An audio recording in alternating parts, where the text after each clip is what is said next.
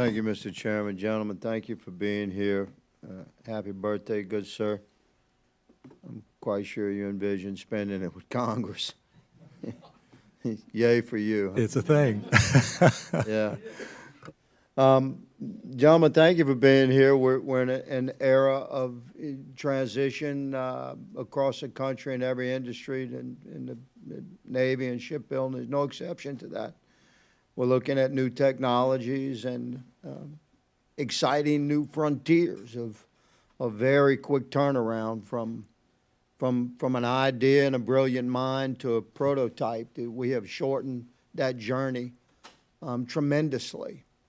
And Congress being Congress and the DOD being DOD and Pentagon being the Pentagon, we're slow to accept change like that. And there's a certain wisdom to that level of caution, but there's also the demand of the times and the moment, and we most certainly are on a clock. So we are compelled to change and to reform our processes for developing ships for the United States Navy and Marine Corps. I'm an Army veteran. My dad was Navy, was a Navy pilot in World War II. So we are committed together to embrace this new era, but we have to do it quickly.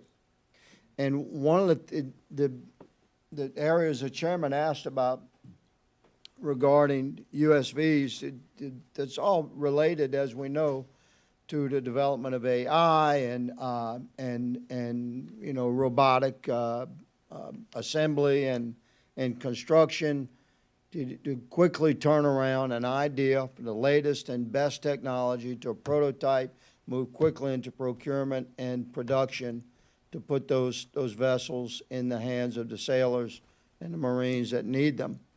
So, Doctor, can you speak to that transition as we move from what the Army General earlier today in HASC called we want to be able to buy capabilities versus buying programs? And can you speak to that transition, Doctor? Yeah, thanks, sir. Clearly grew up in the R&D community, spent about 20 years in that arena from a Navy perspective. You are absolutely right. Technology is moving quickly today. Innovation is happening, and it's necessary for us to be more agile, certainly in execution years. I think it's a transition that has to happen for us to be successful in conflict going forward. Agreed. I think there's real opportunity in changing some of the things we're doing from an acquisition perspective. There's work ongoing right now with a SPEED Act that we have talked about that I think gets after some of these problems. I really did see a significant difference when I came from the private sector to the public sector. It does slow us down. We move quicker in the private sector. We need to have that kind of agility in the public sector as well. I think it can happen. New technologies, not to interrupt, but the emerging technologies that are giving us that ability. Amen. I mean, when you can move from an idea to an operating prototype in less than a year. Yeah. If you look at what happened this last weekend with Ukraine and Russia, even just to see what happens with new technology and how it can impact. So that was also a victory of Intel. They got those things Amen. close to their target. So I have a question regarding our YRBM, the yard repair, berthing, and messing vessels. You mentioned keeping the production lines hot. Good sir. Yes. Is the Navy committed to keeping those production lines hot? Bottom line, that's the question as it relates to YRBM.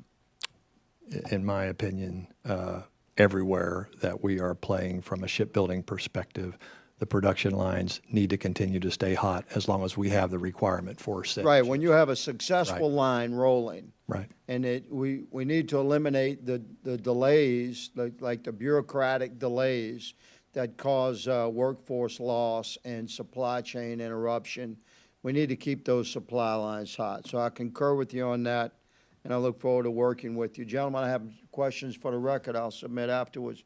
Thank you for being here. Appreciate it. As chairman, I yield.